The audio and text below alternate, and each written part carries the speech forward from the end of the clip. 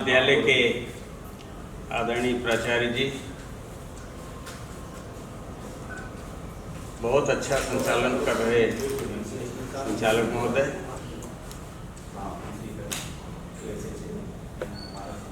मेरे स्वागत में अतिरंजना, लेकिन विषय प्रतिपादन में समुचित मार्ग निर्देश करने वाले प्रोफेसर राय साहब, महाविद्यालय के विद्वान और विदुषी साथियों, प्रिय विद्यार्थी, पत्रकार बंधु,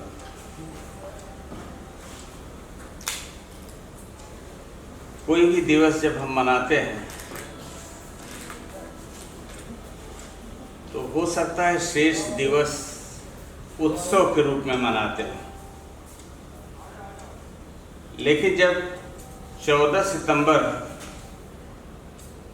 को हिंदी दिवस मनाते हैं तो उत्सव जैसा भाव नहीं रहता, पर्व जैसा भाव नहीं लिखता। ऐसा प्रतीत होता है कि हम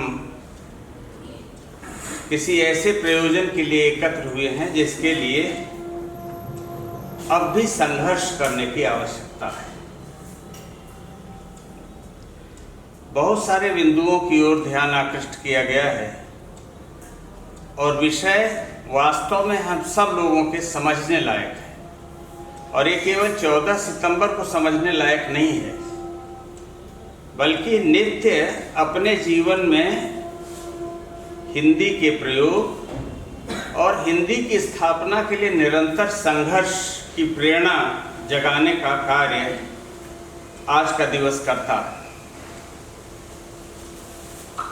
14 सितंबर 1949 को बहुत आत्ममंथन हुआ इस देश की राजभाषा के लिए, कैसे इस देश का राज चलेगा।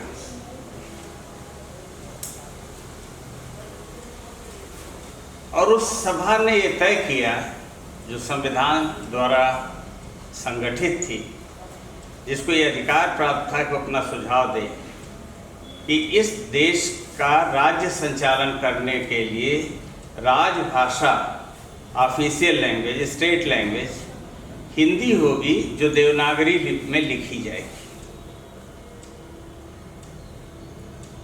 26 जनवरी 1950 को जब हमारा संविधान लागू हुआ तो उसमें स्पष्ट निर्देश था कि क्योंकि अभी हिंदी इस योग्य नहीं है कि वह तत्काल देश का शासन चला सके, इसलिए 15 वर्ष तक अंग्रेजी इस देश की राजकाज की भाषा रहेगी और हिंदी तब तक अपने को सक्षम बना लेगी कि वो इस देश की राजभाषा बन सके। 26 जनवरी 1965, 15 साल बाद, मैं प्रयाग विश्वविद्यालय का, इलाहाबाद विश्वविद्यालय का विद्यार्थी था।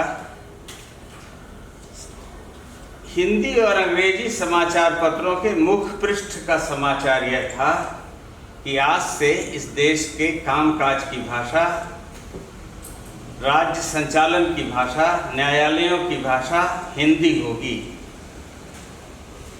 आज से देश का सारा कामकाज हिंदी में चलेगा, जो कामकाज अंग्रेजी में चलता था वो हिंदी में चलेगा। लेकिन इसकी जबरदस्त प्रतिक्रिया हुई।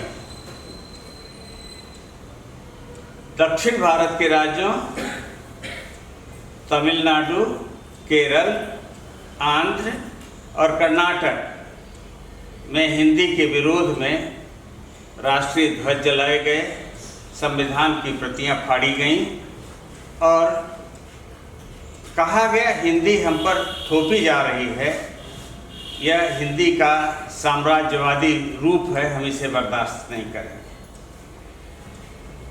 यह बात यहीं तक सीमित होती तो बात उत्तर दक्षिण तक सिमट जाती। उड़ीसा में इस तरह का विद्रोह तो नहीं हुआ, लेकिन बंगाल और असम में भी हिंदी के विरोध में आवाज़ सुनाई पड़ने लगी। और उस समय के दो बड़े नाम, सुनीत कुमार चाटुर्जा का नाम आप लोगों ने सुना होगा। हिंदी भाषा के समर्थन में उन्होंने बहुत काम किया, लेकिन उस समय वे बंगाल विधानसभा के अध्यक्ष थे और यह कहा कि अगर हिंदी बंगाल में आई तो बंगाल देश से अलग हो।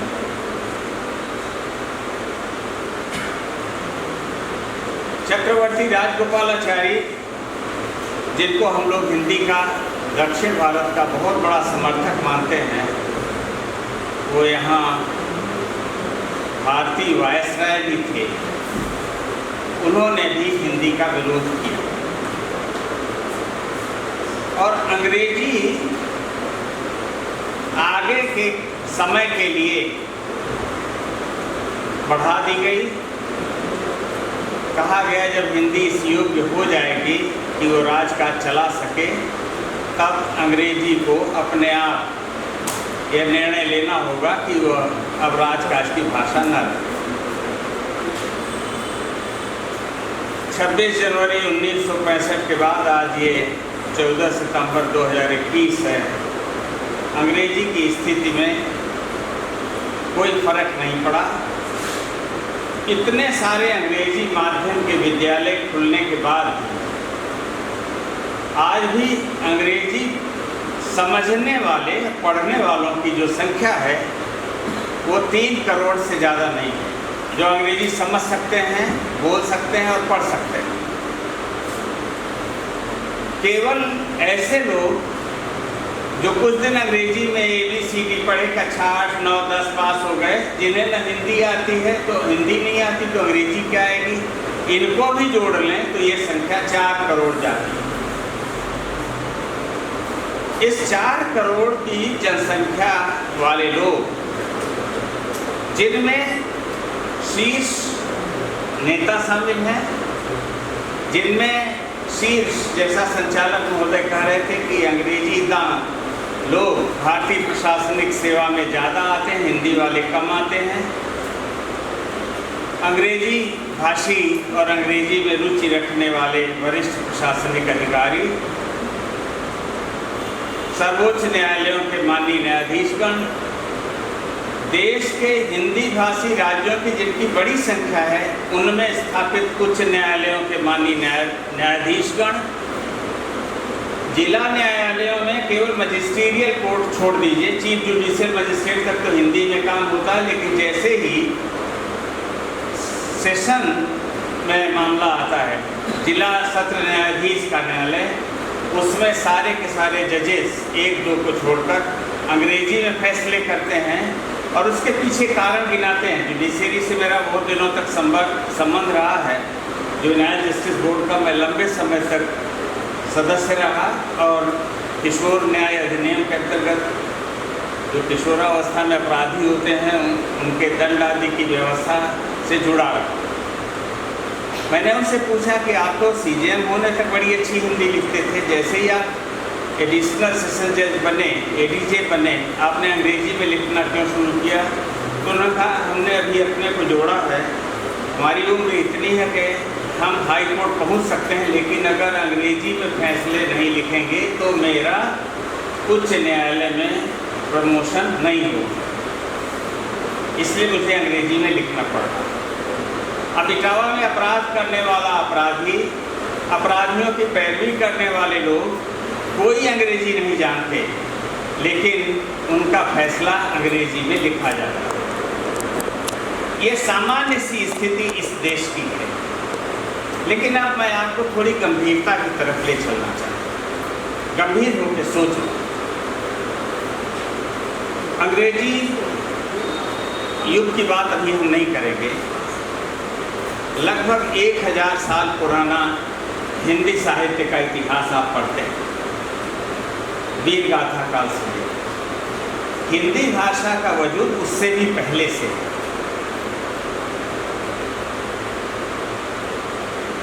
मध्य युग तक, पूरे रीतिकाल तक,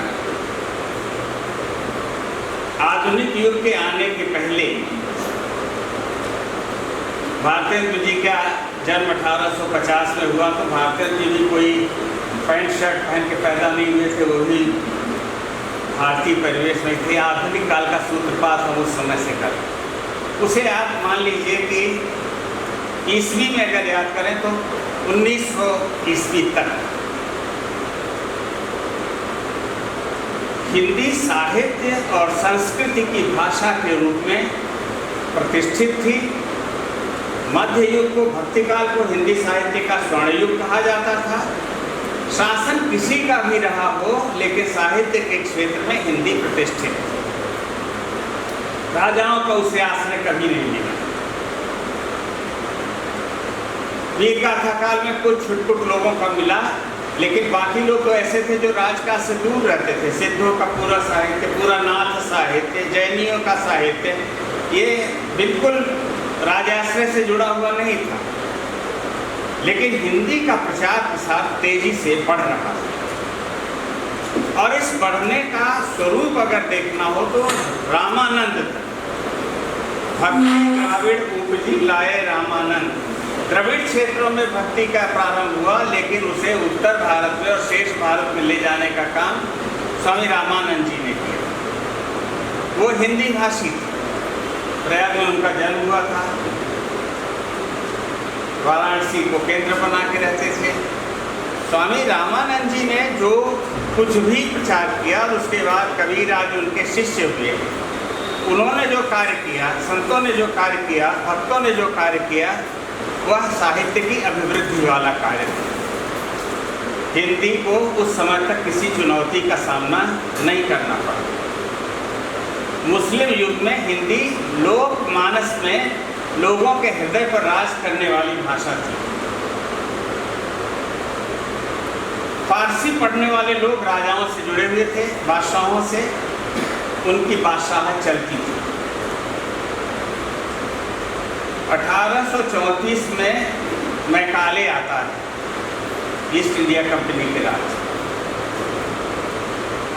और आने के बाद वो क्या कहता है कि इसके पहले ईस्ट इंडिया कंपनी ने कुछ अंग्रेजी स्कूल खोले थे। अंग्रेजी स्कूल पढ़ने के लिए नहीं, सामान्य विद्यार्थियों के लिए नहीं खोले थे। उसने अपने मिशनरी लोगों के लिए, जो अंग्रेजी पढ़कर बाइबल पढ़ें और इस देश में ईसाइयत का प्रचार करें, इसके लिए उन्होंने कुछ इंग्लिश स्कूल खोले, और उन अंग्रेजी स्कूलों में थोड़ी बहुत शिक्षा देकर, बाइबल सिखाकर, फिर उन्हें छोड़ देते थे कि तुमने अंग्रेजी में बाइबल पढ़ी है, अब जाओ हिंदी में इसका प्रचार प्रसार सामान्य क्षेत्रों में करो। ये कार्य चलता रहा। लेकिन 1834 में जब मैकाले आया है विधि परामर्शी के रूप में ईस्ट इंडिया कंपनी के, तो उसने कहा कि इस देश में जितनी भी भाषाएं हैं बड़ी दरिद्र भाषाएं हैं। एकमात्र संपन्न भाषा है अंग्रेजी, इसलिए यह भाषा अंतर्राष्ट्रीय व्यापार की भाषा है। पूरी दुनिया से हम इससे व्यापारिक संबंध रखते हैं, इसलिए अब हमारे व्यवहार में अंग्रेजी चलेगी। 1837 में फारसी चलती थी पहले न्यायालयों में, उस फारसी को उच्च न्यायालयों से बेदखल किया गया, हटा दिया गया। और भारतेंदु के समय, भारतेंदु युग के प्रारंभ में ही एक लोकोक्ति चल पड़ी, शायद आपको आज भी याद हो, पढ़े फारसी बेचे तेल। जो लोग फारसी पढ़ते थे, जो शासन की भाषा थी, राज्य की भाषा थी, उसे अंग्रेजी ने आकर कैसे बेदखल कर दिया कि जो लोग फारसी में अपने को बहुत उच्च स्तरीय समझते थे, अब वो फारसी पढ़ने के बाद भी बेकार हो गए, उनकी कोई पूछ नहीं थी, अब वो तेल बेचने का काम।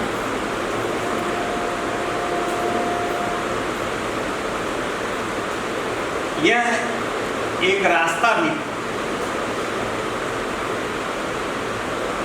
हम लोग सीखते तो पढ़े फारसी, बेचे तेल से कुछ सीख सकते, नहीं सीखा।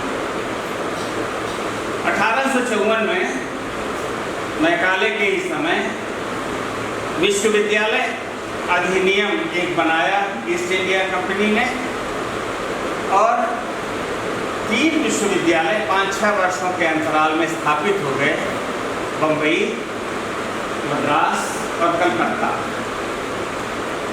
उसमें स्पष्ट रूप से घोषणा की गई कि ये विश्वविद्यालय उच्च शिक्षा के माध्यम होंगे, सारे विषयों की उच्च शिक्षा इन्हें दी जाएगी यूनिवर्सल लेवल पे, और उस शिक्षा का माध्यम होगी अंग्रेजी। अंग्रेजी माध्यम से विश्वविद्यालयों में शिक्षण का कार्य चलेगा। 1854 के उस अधिनियम के बनने के बाद भारतवर्ष में 1947 तक आते आते विश्वविद्यालयों की भरमार हो गई। 1947 में देश स्वतंत्र हुआ, लेकिन तब तक अनेक विश्वविद्यालय पूरे भारतवर्ष में स्थापित हो चुके हैं। और मैं आपको अपना स्मरण बताता हूँ कि मैं जब विश्वविद्यालय में पहुँचा 1964 में, तो बीए हिंदी लिटरेचर का, एमए हिंदी लिटरेचर का जो अनसॉल्व्ड पेपर होता था, 8-10 साल का बच्चे देखते हैं ना कि क्या आया था पिछले साल, उन पेपर्स में सारे इंस्ट्रक्शन हिंदी और संस्कृत के प्रश्न पत्रों में अंग्रेजी में होते थे। Attempt any 5 questions, explain any 5 questions, इस तरह से लिखा हुआ रहता था। अंग्रेजी में संकेत रहते थे, स्क्रिप्ट उनकी हिंदी में छपी होती। यह असर था विश्वविद्यालय में। बहुत बाद में ये लोहिया जी ने जो आंदोलन चलाया, उसका आंदोलन उस तर्ज पे ही था और उस चेतना से प्रभावित था कि आखिर इस देश में शासन चलाने के लिए क्या करना चाहिए। डॉक्टर रघुवीर उस समय थे, लोकसभा में सांसद थे, राज्यसभा में भी रहे, नेहरू जी के बहुत निकट थे, इसलिए भाषाविद के नाते उनकी प्रतिष्ठा थी। रामधारी सिंह दिनकर उनके साथ थे। ये लोग कार्य करते थे भाषा निर्माण का, शब्द निर्माण का, और कई जगह शब्दों के निर्माण को लेकर इनमें विवाद भी होता था। लेकिन डॉक्टर रघुवीर ने एक बात बहुत स्पष्ट रूप से कही कि विश्व के सारे देश स्वतंत्र होने के बाद अपनी अपनी भाषा में राज चलाते हैं। फ्रांस का पूरा प्रशासन, पूरी न्यायपालिका फ्रेंच में काम करती है। यूरोप के देश हैं ये, जर्मनी में सारा प्रशासन जर्मन में चलता है। फ्रांस की हालत तो यह है कि पेरिस में अगर आप बाजार खरीद करने जाएं, हम भारत के हैं और अंग्रेजी बोलें तो हो सकता है हमारी बात वो अनसुनी कर दे, और हिंदी में जब हम मांगे तो हो सकता है वहाँ कोई हिंदी समझने वाला एक व्यक्ति हो और हमें सामान उठा के देगा। वो कहते हैं या तो फ्रेंच में बोलो या अपनी मातृभाषा में। अंग्रेजी बोलकर आप पेरिस की सड़कों पर काम नहीं चला सकते। यह राष्ट्रबोध उनके भीतर है। लेकिन हमारे यहाँ ऐसा नहीं हो पाया। हम स्वतंत्र हुए 1947 में, हमारा संविधान लागू हो गया 26 जनवरी 1950 को, लेकिन इस देश की राजभाषा, संपर्क भाषा जिसे कहते हैं, वह अंग्रेजी बनी। अब स्थिति यह हो गई कि अगर अंग्रेजी गई तो देश टूट जाएगा। लिंक लैंग्वेज है, किसको लिंक करती है? तमिल बोलने वाले को, गुजराती बोलने वाले को, मराठी बोलने वाले को, उड़िया बंगला बोलने को, मलयालम, कन्नड़ और इन भाषाओं के बोलने वाले लोगों को जोड़ने का काम कौन भाषा करती है? अंग्रेजी। अगर ये चली गई तो देश टुकड़े टुकड़े हो जाएगा, बिखर जाएगा। पहले इन्होंने बड़ा प्यारा नाम दिया इसे कि ये सखी भाषा है, पूरे भाषाओं को जोड़ेगी। लेकिन भगवान करें अंग्रेजी जैसी सखी किसी को मिले। और अंग्रेजी ने एक स्थिति ये बना दी, अंग्रेजी दार लोगों ने, जो भारत के ही रहने वाले, 1947 तक तो अंग्रेज राज करते थे, 1947 के बाद अंग्रेजी राज करते हैं। और उन्होंने एक वातावरण बना दिया कि अंग्रेजी रहेगी तो ये देश बचेगा, अंग्रेजी जाएगी तो ये देश खंड खंड हो जाएगा। डॉक्टर रघुवीर ने उस समय पंडित जवाहरलाल नेहरू को एक पत्र लिखा कि मेरा आपसे एक सुझाव है। सुझाव ये है कि इस देश में राष्ट्रभाषा और मातृभाषा में शासन चलाइए। तमिलनाडु में तमिल में शासन चले, कर्नाटक में कन्नड़ में चले, केरल में मलयालम में चले, आंध्र प्रदेश में तेलुगु में चले, महाराष्ट्र में मराठी में चले, गुजरात में गुजराती में चले, असम में असमी में चले, उड़ीसा में उड़िया में चले, बंगाल में बंगला में चले। ये इतने नाम मैं गिना रहा हूँ, शेष नाम मैं नहीं ले रहा हूँ। शेष नाम इसलिए नहीं ले रहा हूँ कि उत्तराखंड, हिमाचल प्रदेश, हरियाणा, दिल्ली, राजस्थान, उत्तर प्रदेश, मध्य प्रदेश, छत्तीसगढ़, बिहार, झारखंड, ये सारे के सारे राज्य हिंदी भाषी, इनमें कोई सवाल ही नहीं है संघर्ष का। ये सब तो हिंदी, चाहे राजभाषा हो या ना हो, हिंदी में काम करने के अभ्यस्त हैं और इनके राज्यों का शासन आज की तारीख में भी हिंदी में ही चलता है। आप देखेंगे उत्तर प्रदेश शासन के सारे पत्र हिंदी में आते हैं, हम लोग उसका जवाब हिंदी में दें। लेकिन पूरे देश का शासन अंग्रेजी में चलेगा, उसकी जगह अगर हिंदी हुई तो देश टूट जाएगा। और जब कभी हिंदी को चलाने की कोशिश होती है तो अंग्रेजी के कुछ अखबार, अंग्रेजी जो अधिकारी हैं जिनकी मोनोपोली चलती है, वे सब शोर मचाते हैं और वे इतने सफल हो जाते हैं कि अंग्रेजी बनी रहती है और हिंदी स्थापित नहीं हो पाता। ऐसी स्थिति में लगता है ये संघर्ष कब तक चलेगा। ऐसा लगता है जब 14 सितंबर आए तो हम लोग आखिर एक संकल्प लें कि पूरे देश को समझाएंगे कि हिंदी चलाइए, वो अपनी मातृभाषा में अपने शासन चलाएं और राजभाषा हिंदी हो जाए अंग्रेजी की जगह, तो देश टूट कैसे जाएगा। 7 समंदर पार की अंग्रेजी इस देश को लिंक कर रही है, लेकिन अपने ही देश के आधे से ज़्यादा राज्यों में बोली जाने वाली हिंदी आएगी तो देश टूट जाएगा। यह कुतर्क है, तर्कसंगत बात तो नहीं है, लेकिन चल रहा है ऐसा। और इस चलती हुई परिस्थिति में आप विचार करो कि जब हम लोग 14 सितंबर को हिंदी दिवस मनाते हैं, तब मैंने इसे पहले कहा ये उत्सव का दिन नहीं लगता है आज़ादी का एक संघर्ष हिंदी के लिए अभी किया जाना शेष है। हम लोगों को संकल्प लेना चाहिए कि हिंदी को स्थापित करेंगे, लेकिन लड़ झगड़ के नहीं। भारत की भाषाएं जो 8वीं अनुसूची में आ गई हैं, वो कायदे से हिंदी की सखी भाषाएं हैं, वो सिस्टर लैंग्वेजेस, बहनें हैं वो हिंदी। लेकिन 8वीं अनुसूची में जाने के बाद वो भी हिंदी की शत्रु बन गई हैं और अंग्रेजी का साथ देती हैं। कहीं न कहीं हिंदी भाषी क्षेत्र का संपर्क इन भाषाओं से भी धीरे धीरे दूरी का संपर्क बन गया। और आप विचार करो, हम लोग तेलुगु से जुड़े हुए हैं हिंदी भाषी, महाराष्ट्र बहुत सीमा तक गुजराती से और राजस्थानी से जुड़ा हुआ, उड़ीसा हिंदी भाषी क्षेत्र से जुड़ा हुआ, छत्तीसगढ़ पूरी तरह हिंदी भाषी है ही, बंगाल की सीमाएं हमसे जुड़ती हैं, कलकत्ता का सारा व्यापार हिंदी में चलता है जो बंगाल की राजधानी है, महाराष्ट्र की राजधानी मुंबई है, सारा का सारा काम वहाँ हिंदी में चलता है। कभी आप सड़कों पे घूमिए तो लगेगा कि हम बाहर नहीं हैं। और आप समझ लीजिए कि सबसे फायदेमंद धंधा जो फिल्म इंडस्ट्री का है वो 3 जगह है, मुंबई में है, मद्रास में है और कलकत्ता बंगाल में। बंगाल में हिंदी फिल्म बनेगी, बहुत अच्छी बनेगी, चलेंगे। आप तमाम बंगाली कलाकारों को, उनकी बनी फिल्मों को जानते होंगे। मद्रास के बहुत सारे कलाकार हैं जो हिंदी फिल्मों में काम करते हैं।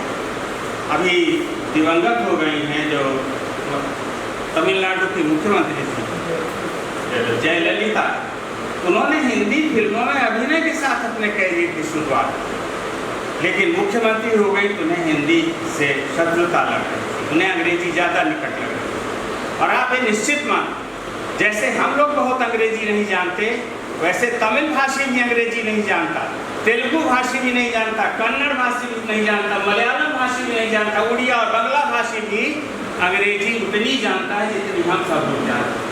लेकिन क्या अंग्रेजी का ठाठ है? दुनिया से आपको रिश्ता रखना होगा, आज की दुनिया से। तो ये निश्चित मानो अंग्रेजी बहुत सिमटी हुई भाषा है। जैसा सर कह रहे थे, वो अब वो बहुत अंतर्राष्ट्रीय जगत की भाषा नहीं रह गई। दुनिया के सारे देशों ने अंग्रेजी को अब इंग्लैंड और उसके आसपास सीमित कर दिया। सब ने अपने अपने राष्ट्रीय जागरण के साथ, राष्ट्रीय उद्बोधन के साथ अपने को जोड़ लिया। अमेरिका में अंग्रेजों का राज था। 1863 में जब वो स्वतंत्र हुए ना, तो उन्होंने काम तो उनका उसी रोमन लिपि में होता है, लेकिन अगर आप कोई अमेरिकन उपन्यास आज उठा लें पढ़ने को, तो आपको दिक्कत होगी थोड़ी सी, क्योंकि उन्होंने साइलेंट वर्ड्स जितने थे, जैसे नॉलेज है KNOWLEDGE, स्पेलिंग सबसे कठिन है, इसको याद करना बच्चों के लिए कठिन है। उन्होंने उसको NOLEGE कर दिया, नॉलेज। नाइफ को NIFE कर दिया। पढ़ोगे सोचोगे कौन सा शब्द है, हमने तो KNIFE पढ़ा है। अंग्रेजी को उन्होंने बदल दिया, अमेरिकन इंग्लिश। उसकी शैली अलग है। अंग्रेज सड़क के बाईं तरफ चलते थे पूरी दुनिया। अमेरिका आज़ाद हुआ तो बोले क्यों हम उनकी नकल क्यों ना, हम तो दाहिनी तरफ चलेंगे, राइट इज राइट। और अमेरिका में सारे वाहन दाहिनी तरफ चलते। आज़ादी ये होती जिसमें हम अपने निर्णय खुद ले सकें, लेकिन हम सब निर्णय तो खुद लेते हैं। आज़ादी का हीरक जयंती समारोह मना रहे हैं। हमारे दिमाग में था कि क्या ये घोषणा हो पाएगी कि इस देश में राजभाषा के रूप में हिंदी प्रतिष्ठित होगी, जबकि देश का प्रधानमंत्री देश विदेश के सारे प्लेटफॉर्म्स पर तो जाके हिंदी में बोलते हैं। संयुक्त राष्ट्र संघ में हिंदी में बोलते हैं, अमेरिका में हिंदी में बोलते हैं। दुनिया के सारे देशों में हजारों और लाखों की संख्या में लगभग 200 देशों में हिंदी भाषी लोग हैं, और हिंदी बोलने वालों की संख्या 100 करोड़ के आसपास है। वह देश अपने देश में हिंदी नहीं चला सकता। संसद में हिंदी भाषा में अनुवाद करने की व्यवस्था सभी भारतीय भाषाओं की जो 8वीं अनुसूची में है। तो हिंदी जब राजभाषा बन जाएगी तो किस पर दिक्कत होगी? तमिलनाडु के सांसद तमिल में बोले, हिंदी वालों को समझ में आ जाएगा वो क्या बोल रहे हैं। अंग्रेजी और हिंदी में एक साथ अनुवाद होता है उसका। कन्नड़ भाषी कुछ बोले समझ में आ जाएगा। बंगला भाषी ममता बनर्जी जी संसद में बोले बंगला में, सारे सांसदों को समझ आएगा, क्योंकि बंगला हिंदी अनुवाद की व्यवस्था है वहाँ। लेकिन हमारे राष्ट्रीय जीवन में राजभाषा के रूप में हिंदी की प्रतिष्ठा नहीं हुई। इस दर्द को याद करने के लिए 14 सितंबर को हम सब लोग इकट्ठे हुए। राष्ट्रभाषा हिंदी है, इसमें किसी मान्यता की जरूरत नहीं होती। हम जानते हैं, हम आप सब जानते हैं कि भाषा के 3-4 स्तर होते हैं। एक बोलचाल की भाषा, हम लोग जैसे कि इस सभा कक्ष से बाहर जाएंगे तो इटावा की बोलियों में बोलने लगेंगे। क्यों और नहीं कहेंगे काय, तू कहाँ जा रही है? अब काय हो जाएगा, काय को समझने वाले बाहर के लोग होंगे तो नहीं समझ पाएंगे। क्यों? इधर विधोना और कन्नौज में भी नाउल ने करे पुआ और बेला में धत दे। अब धत दे बोली है, बोलचाल की भाषा। धत दे को ढूंढो डिक्शनरी में तो नहीं मिलेगा। धर दिया, रख दिया, उसका अर्थ है रख दिया। रख दिया के लिए पूरा भटना आधा से चले और विधुना तक चले जाओ, कन्नौज तक क्या माने धत दे वहाँ। अब धत दे ढूंढते रहे डिक्शनरी में नहीं मिलेगा। ये बोलचाल की भाषा। दूसरी भाषा होती है साहित्यिक। मैं जिस भाषा में बात कर रहा हूँ इसे आप मान लो ये मानक साहित्य की भाषा है। जब कविता लिखी जाएगी, कहानी लिखी जाएगी, उपन्यास लिखे जाएंगे, समीक्षाएं लिखी जाएंगी, निबंध लिखा जाएगा, तो लगभग इस तरह लिखा जाएगा जिस भाषा में हम लोग मंच पर खड़े होकर बोलते हैं। उसका बनाव श्रृंगार अपने अपने तरह होगा, लेकिन भाषा का मानक रूप यही होगा। तीसरे तरह की भाषा होगी विज्ञान की भाषा। और आज आप ये समझ लो, जब हम लोग हिंदी की चर्चा कर रहे हैं तो हिंदी में ही नहीं, दुनिया की सभी भाषाओं में साहित्य और विज्ञान